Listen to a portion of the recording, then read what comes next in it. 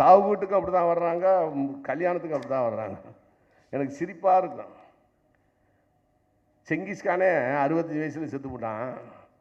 சாக போகிறதுக்கு 6 மாதத்துக்கு முன்னால் வைத்தியத்தை கேட்டான், இன்னொரு 10-20 வருஷம் இருப்போமான்னு கேட்டான்.